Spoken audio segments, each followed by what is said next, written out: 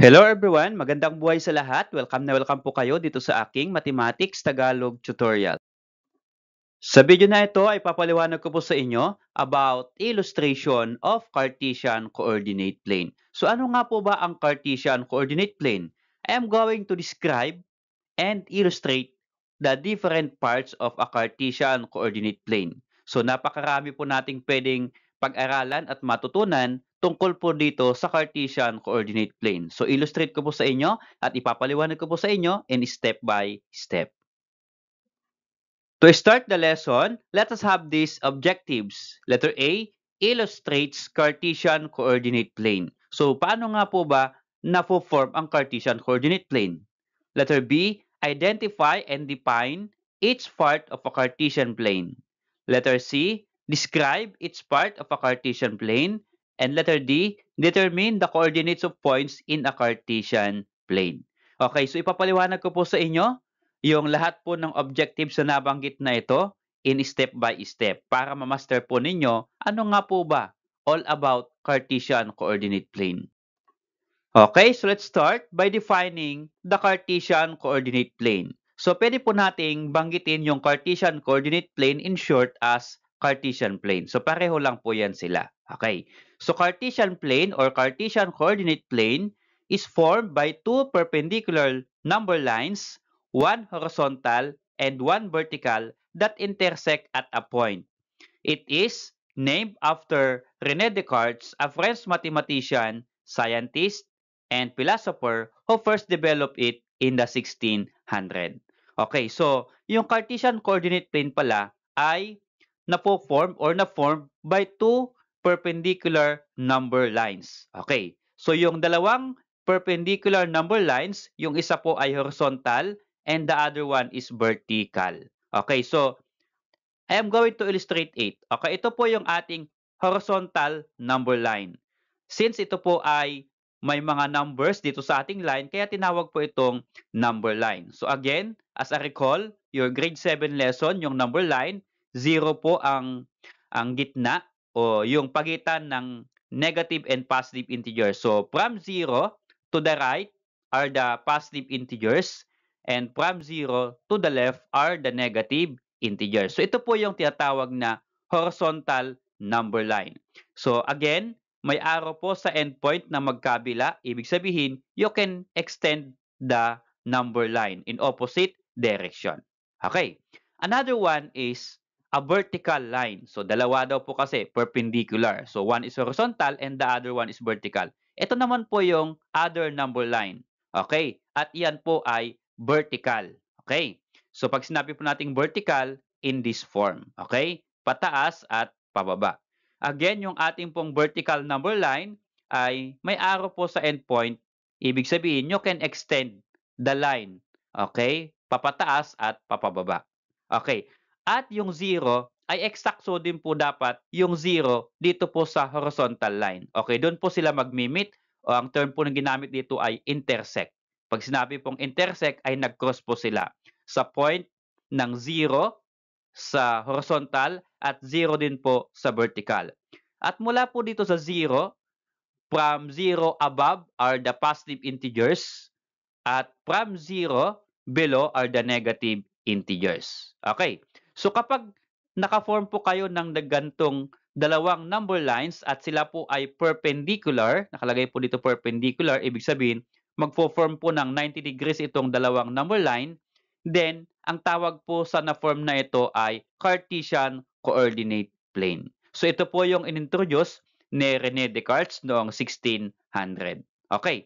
So para mas maganda pong tignan yung graph natin, maglalagay po tayo ng grid. Ano po yung ibig sabihin ng mga grid na ito?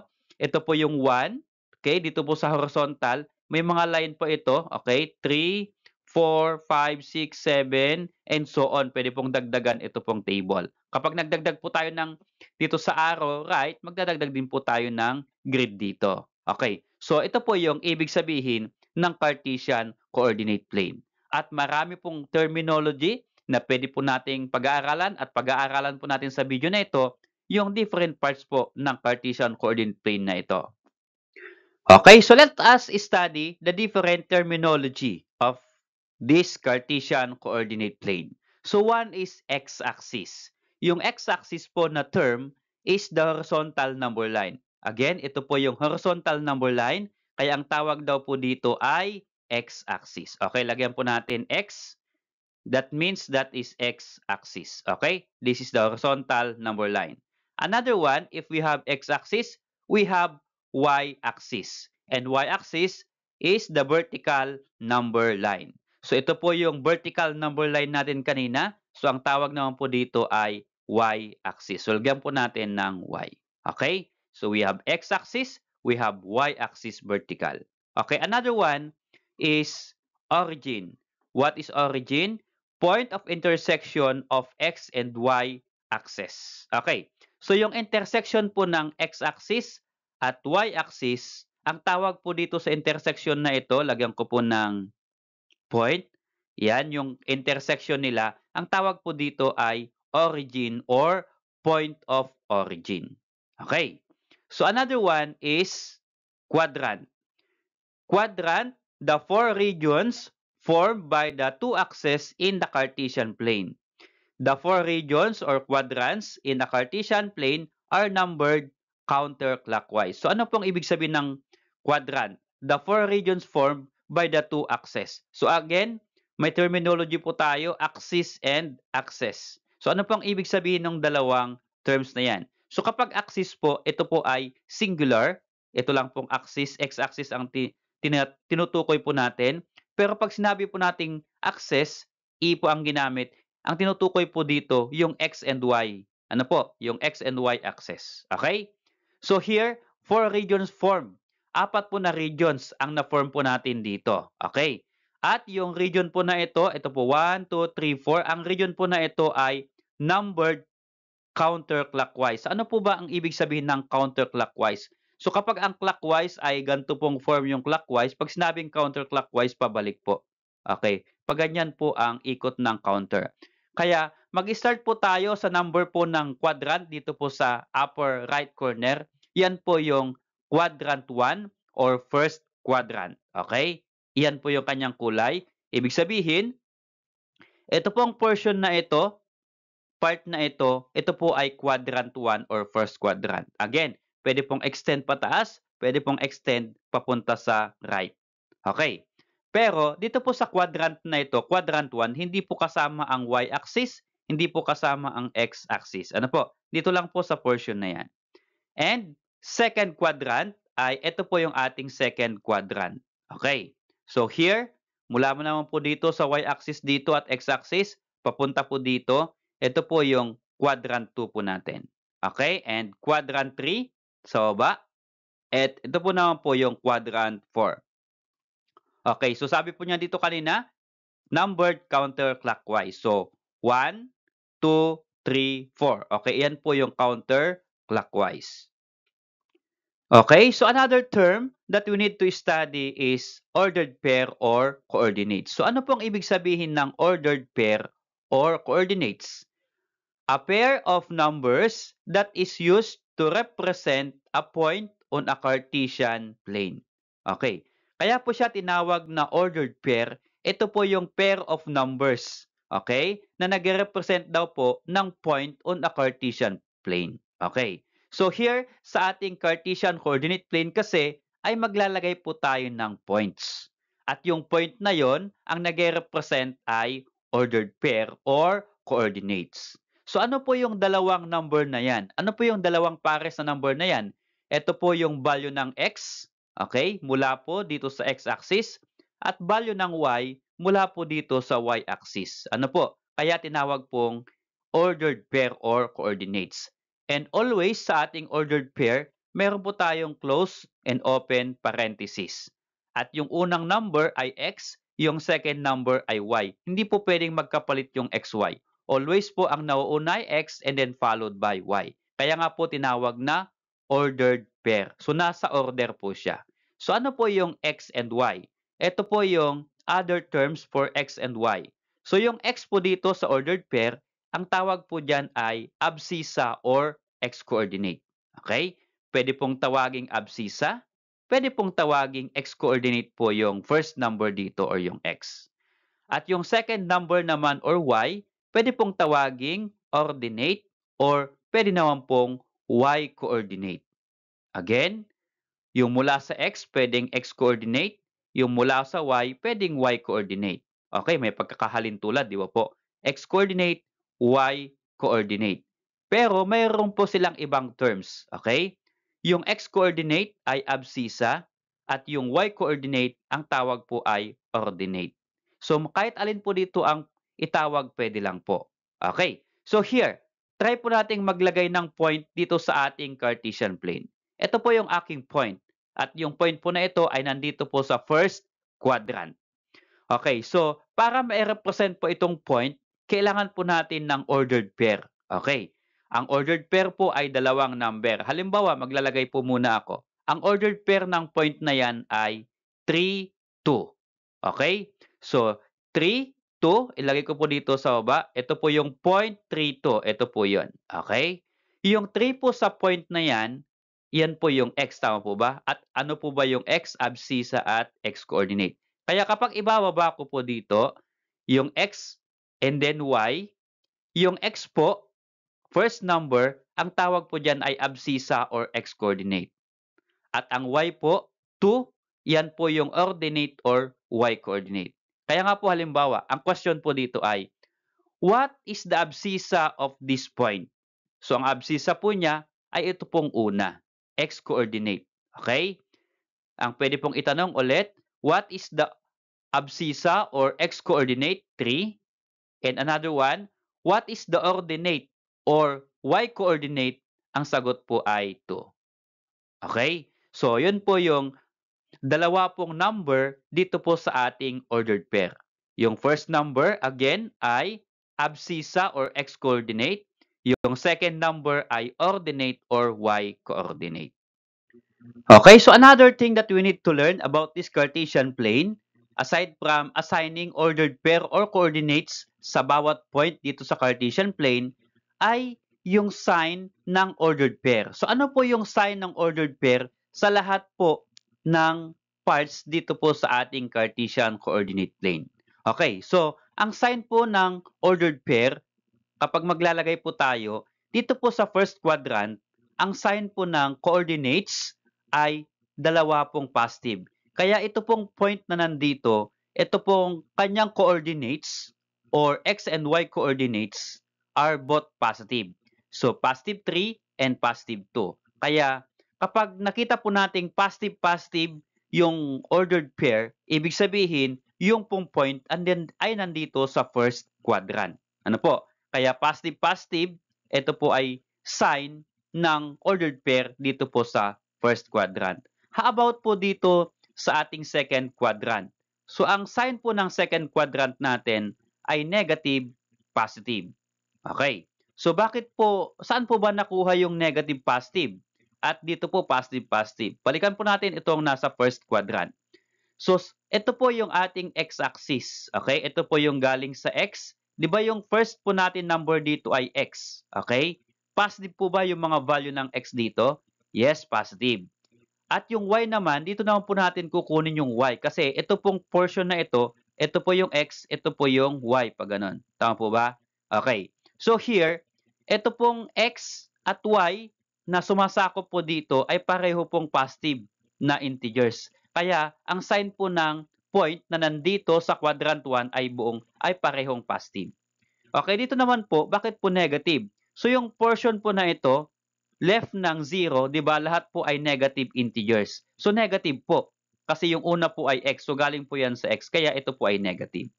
At kaya naman po positive dito, yung y, dito po, nakatapat yung y. Ano po, ito pong part na yan, portion na yan, ito po yung part ng y. So, yung y po dito ay positive integers. Ano po? Kaya negative, positive, yung ating second quadrant. How about dito po sa ating third quadrant? So, ang third quadrant po natin ay negative, negative. So, again, yung first dito sa ating ordered pair ay x. Saan po ba galing yung x? Andito po yung x-axis. So, sa part po na ito ay x, ay negative rather. Kaya negative po. At yung y, dito po sa part na ito, ang y po dito ay negative, kaya negative din po yung y dito. Kaya here, sa third quadrant, negative, negative. At last, sa fourth quadrant, ito po yung ating sign. Positive, negative. So yung first, again, na x dito, first number dito ay yung x coordinate. Yung x po ay positive integers dito po yan na part. At ito naman pong y, pababa, ay negative. Kaya po, ito pong fourth quadrant ay positive, negative. Kaya po, kapag nakita po natin yung sign ng ordered pair, alam na po natin kung nasaan yung point dito sa ating Cartesian coordinate plane. Okay, so another concept na kailangan nating matutunan ay naming of points. So paano nga po ba magpangalan ng points dito po sa ating Cartesian coordinate plane? So naming of points, a point on the Cartesian plane can be named using alphabet. It should be capital letter. So ibig sabihin, ang pangalan po ng points dito po sa ating Cartesian plane, maliban po sa ordered pair, ay pwede po nating pangalanan ng letter po sa ating alphabet. So, lahat po ng pinapangalan po natin dito, it should be in capital letter. For example, ito po yung point natin. Pwede ko pong pangalan ng A. So, this is point A. Okay, lagay ko po dito. Okay, so A, ang kanyang ordered pair po, yung A, ang kanyang ordered pair ay 3, 2, and read as point A. Okay, ito po ay point A, at ang kanyang ordered pair po ay 3, 2. Ito po. Okay, ganyan po yung pagpapangalan ng points sa ating pong Cartesian plane. Okay, so again, dagdag po natin that the abscissa or x-coordinate is the horizontal distance from the y-axis. Bakit po tinawag na yung abscissa or yung x-coordinate o yung first number dito, ito po yung horizontal distance from y-axis. Ano po yung horizontal distance? Horizontal, pag ganyan po, pahiga. Okay. Halimbawa, ito pong point na ito. Okay? So, ang horizontal distance niya ay paganyan, mula po sa y-axis. So, mula po sa y-axis, dito po nakatapat itong x na ito. Magbilang po tayo papunta sa point mula po sa y-axis. So, count 1, 2, 3. So, ang kanyang horizontal distance ay 3. Okay, ito po ay nakatapat dito sa x-axis na 3. Kung ayaw po ninyong magbilang sa kanyang katapat, dito po ninyo tignan sa x-axis, saan po nakatapat sa x-axis yung point, ito po ay 3. At yung 3 na ito po yung kanyang, again, abscissa or x-coordinate. Okay? At yung ordinate or y-coordinate, ito po yung vertical distance from the x-axis. Okay? So pag sinabi nating vertical distance, pag ganyan po yung vertical. Okay, mula daw po sa x-axis, mula po dito papunta sa point, count natin, 1, 2. Okay, mula po sa x-axis papunta sa point ay 2. Pero ito po ay nandito sa ordinate or y-coordinate. Kasi dito po sa y-axis, saan po nakatapat? In short, yung ating point nakatapat po sa 2. Kaya kung ayaw po nating magbilang mula dito sa x-axis papunta sa point, puntahan na lang po natin yung y-axis. Tingnan natin kung saan na nakatapat yung point sa y-axis dito po sa 2. Ibig sabihin, ang kanya pong y-coordinate ay 2. Okay? Okay, so let's have an activity. Determine the coordinates of a point.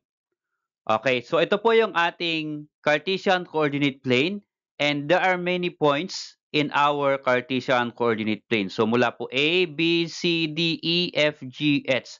So we are going to determine the coordinates of a point. Again, ano po yung sinasabi nating coordinates? Ang coordinates po, ito po yung ordered pair.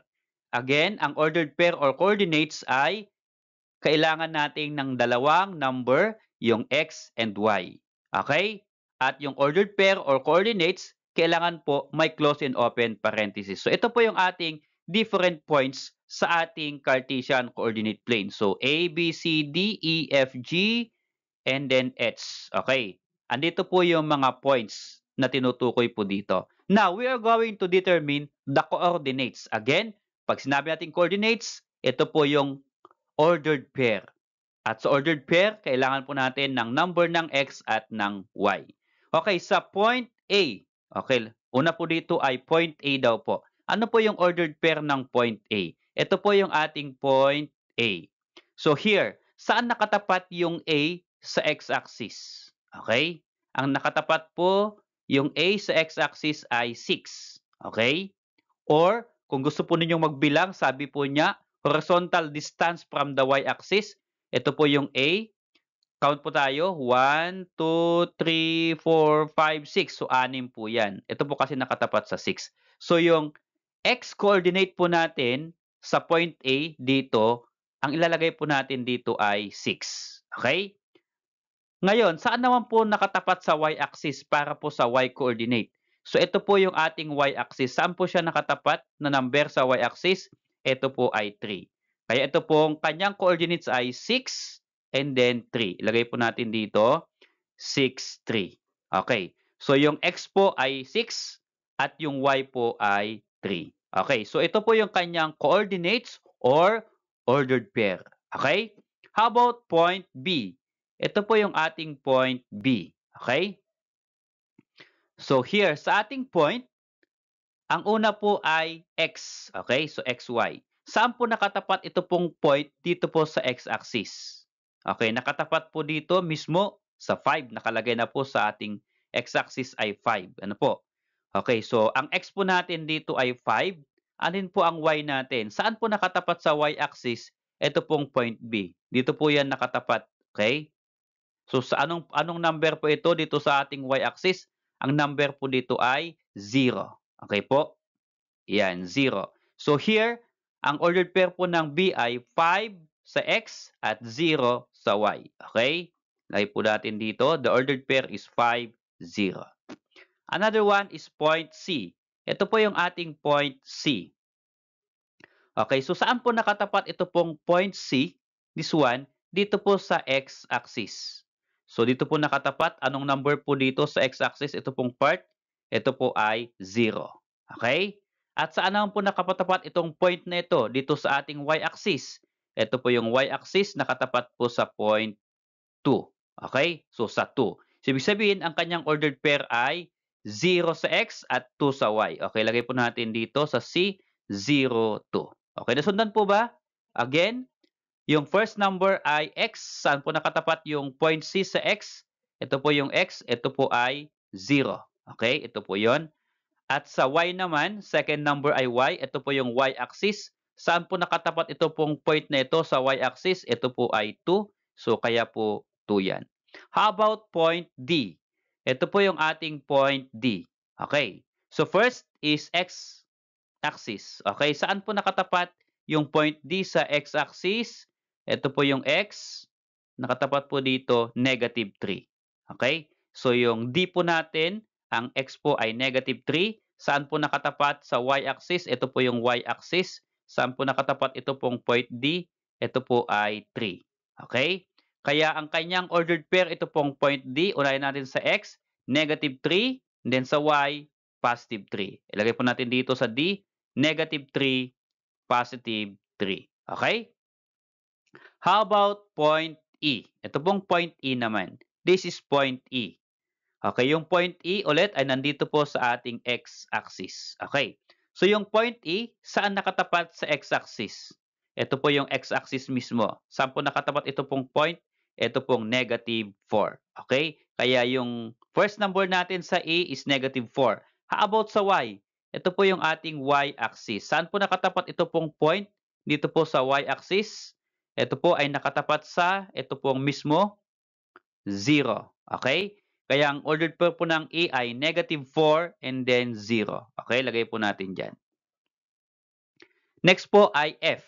Ito po yung F natin, nasa third quadrant. Okay? Ang F po, ito po yung ating x-axis. Always unahin po natin yung x. Okay. So ito po yung point F, nakatapat po sa x-axis ay negative 5. Okay? At nakatapat po sa y-axis, negative 2. Ito po yung y-axis ha, negative 2. So ulahin po natin yung x. Ito po yung x, negative 5, negative 2. Okay? Lagay po natin dito. Negative 5, negative 2 is the ordered pair of point F. How about G? Ito po yung G. Okay? Nandito po sa y-axis. Okay? Ang G po nakatapat po sa x-axis. Ito po yung ating x-axis. Saan nakatapat po yung point G? Ito po yung katapat niya sa x-axis point G. Ito po ay 0. At sa y naman, ito po yung y-axis, ito po ay nakatapat sa -3. Kaya ang kanyang ordered pair, 0, -3. Okay, lagay po natin 0, -3. And then last, h. Ang h po ay nandito po sa sakop ng fourth quadrant. Okay, so ito po yung ating x-axis. Saan po nakatapat yung point h? Ito po yung point nakatapat po sa 7. Okay? At saan po nakatapat sa, ito po yung y-axis, nakatapat po sa -3. Okay? So 7 ang x, -3 ang y. So 7, -3. Okay, tingnan po natin yung kanilang ordered pair. Kung nasunod po yung ating sign. Sa point A, nandito po sa first quadrant, dapat ang kanyang sign ng ordered pair ay parehong positive. Point A, ito po yung point A. Okay, pareho pong positive, 6, 3. Okay? How about, nandito po sa second quadrant ay ito pong point D. Ang negative dapat ng ordered pair sa point D ay negative, positive. Okay, saan po yung D? Okay, negative, positive. So tama po, negative, positive ang point D. How about here? Point F, nandito po sa third quadrant. So dapat ang third quadrant, ang sign po ng ordered pair ay negative, negative. Okay? So tingnan po natin yung point F, kung negative, negative, ang F ay ito po.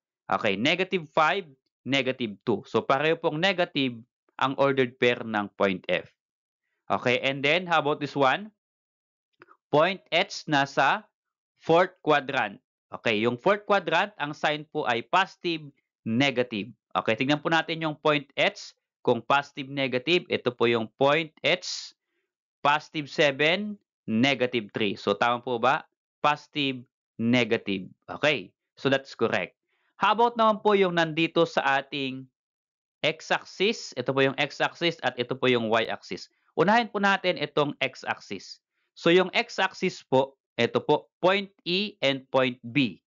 Saan po yung point E and point B? Ito po yung E. Okay, lagyan ko po ng check yung point E at check yung point B. So, ito po yung dalawang point na nandito po sa x-axis. So, anong mapapansin po ninyo sa ordered pair ng point B at point E na nandun sa x-axis? Kung mapapansin po ninyo, yung y po ay 0. Tama po ba? Yung y po ay 0. Okay? How about naman po yung nandito sa y-axis na point? Ang nandito po ay point C at point G. Nasaan po yung point C? Ito po, bilugan ko. Point C at point G. Ito po yung point G. Okay. Again, point C, ito po, at point G, ito po. Anong mapapansin po ninyo dito sa point C at point G sa kanilang ordered pair? So notice here na yung expo nila ay pareho pong 0. Ano po? Okay? Yung expo nila ay parehong 0. Kaya po, kapag ang point ay nasa y-axis, okay? Nasa y-axis ang point, dapat ang x ay 0. Okay? Or kung yung point po ay nasa x-axis, okay? Ito po yung B at E. Kapag nasa x-axis po yung point, dapat ang y po ay 0. Okay? Next, we are going to determine the location of points on the Cartesian coordinate plane. So, tell the location of the following points on the Cartesian plane. Okay. So, given po yung ating ordered pair o yung coordinates, ay aalamin daw po natin what is the location of points sa Cartesian coordinate plane. So, without the graph, dapat alam po natin kung saan po ito matatagpuan itong different ordered pairs na ito. Okay, so here, para medyo maintindihan natin, ibigay ko po yung ating Cartesian coordinate plane. Okay, number 1, point A. 5, negative 2 ang kanyang ordered pair. So saan kayang location natin matatagpuan dito po sa ating Cartesian plane? Okay, here, without graphing, alam po natin kung saan po siya matatagpuan, kung anong quadrant. Okay? So here, positive, positive. Saan pong quadrant? Kapag both positive, ito po ay quadrant 1 or first quadrant. Ito po, positive, positive. Ito po yung ating first quadrant. Okay? Next, number 2, point B, negative 3, 1. So, saan po matatagpuan ang negative 3, 1 sa ating Cartesian plane? So, ito po ang kanyang sign ay negative and positive, ito po ay matatagpuan sa quadrant 2. Okay? So kapag i-graph po natin itong negative 3, 1, andito po sa quadrant 2, ito po, point B. Okay, here balikan po natin yung point A, 5, 2, andito po sa first quadrant. Okay, how about number 3, point C, negative 4, negative 2. So pareho pong negative yung sign ng ordered pair. Saan po matatagpuan pag parehong negative? Ito po ay matatagpuan sa dito po, sa third quadrant. Okay? Kaya Q3 po or quadrant 3 po ang location ng point C. Kapag i-graph po natin, ito po yung kanyang graph. So, wag po kayo mag-alala. May next lesson po ako, may next video lesson kung paano po mag-graph ng points dito po sa Cartesian coordinate plane. Ituturo ko po sa inyo step by step sa aking pong next lesson. Okay? So, dito lang po muna ay i-assume lang muna natin at papakita ko sa inyo kung nasaan nga ba talagang quadrant itong different points. So, meron pa akong separate video lesson kung paano po mag-graph ng points sa Cartesian plane. Okay, balik po tayo. Number 4, point D, 6, negative 2. So, positive, negative, saan po matatagpuan?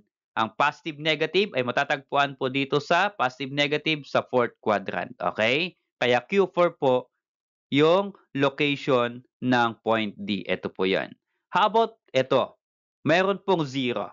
Okay?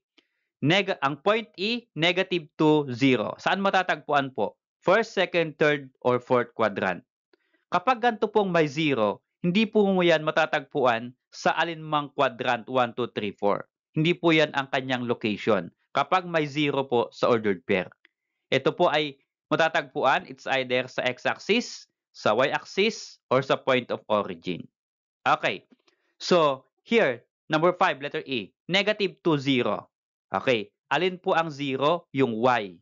Ibig sabihin, ito pong point E, matatagpuan po sa x-axis. Kasi ang y value po, maliban sa 0, ay ito pong x. Yung y ay 0. Okay? Kaya kapag ang y ay 0 at ang x ay hindi 0, matatagpuan ito sa x-axis. So, saan po yung matatagpuan? Okay? Ay sa x-axis. Saan po yan? Kung i-graph natin, dito po yan. Okay? So, nandito po sa x-axis. How about number 6, point F, 0, negative 3. So, again, mayroon pong 0. So, hindi po sa quadrant 1, 2, 3, 4. Okay? Ito po ay, ang x po ay 0 at ang y ay negative 3. Ibig sabihin, nandito po yan sa y-axis. Ano po? Kasi y po ang may value. 0 po ang x. So, saan po ba ang negative 3 sa ating y-axis? Ito po yan. Point F, negative 3 po sa y-axis. And last, number 7, point G. Saan po matatagpuan ang 0, 0? O, halimbawa, ganito naman po, pareho na silang 0. So again, sa una nating discussion, ang 0, 0 ay ito po yung intersection ng y-axis at x-axis. Okay? 0 po sa x, 0 din po sa y. Ibig sabihin, ang point 0, 0, yan po ay origin. Kaya, bali ilan po yung location ng ating number? Pwede pong quadrant 1, 2, 3, 4, x-axis, y-axis, at origin. Ito po yung mga different possible location of points sa ating Cartesian coordinate plane. Okay, so let's have this activity number 1. Answer what is being asked. For number 1, what is the abscissa of point A, 5, negative 6? Ano po yung sagot natin? Okay, I will give you time or pwede po ninyong i-post yung video na ito at try po ninyong sagutan and then i-play po ninyo, check po natin kung tama po yung inyong sagot. Okay, for number 1 question, what is the abscissa of point A? Ang abscissa po ay x-coordinate. Okay, ang x po coordinate ay first number. Ito po ang first number po ay 5, kaya 5 po ang ating abscissa sa point na ito. Okay, so again, abscissa ay yung first number at ang partner po ng abscissa ay ordinate. Ang ordinate po ay negative 6. Okay? Kaya ito pong number 2, find the y-coordinate of point B. Ano po yung y-coordinate? Ito po ay y, second number sa point. Ito po, ang second number natin ay 7. Okay? Kaya ang y-coordinate ay 7. Okay, number 3, What is the point of intersection of x and y axis? Ano daw po ang tawag o ano yung point of intersection of x and y axis? Again, yan po yung origin. Okay? Next, how many regions formed by the x and y axis or x-axis and y-axis? So how many regions? Again, the other term for quadrant is region. Okay? So ilang quadrant o ilang region po ang na-form ng x and y axis? Okay? Yan po ay 4. Okay? Next po, what is the location of point B, -6, -3? So ano po yung location ng point na yan? Point B, -6, -3. So what location? So ang sign po ay negative, negative. So kapag negative, negative ang sign, saan po ang location niya? Ang location po niya ay third quadrant or quadrant 3. Yan po yung parehong negative, third quadrant. Okay? Next, number 6. What axis is the horizontal line? So anong axis daw po ang horizontal line? Ang pahiga po o horizontal, yan po ay x-axis. Okay? Ang x-axis ay horizontal line. Next, number 7. What is the x-coordinate of unordered pair? Or ano daw po yung itawag sa x-coordinate of unordered pair? Ang x-coordinate po, the other term ay abscissa. Okay? And last, number 8. What is the vertical distance from the y-axis? So ano pong ibig sabihin ng vertical distance from the y-axis? Pag vertical, patayo.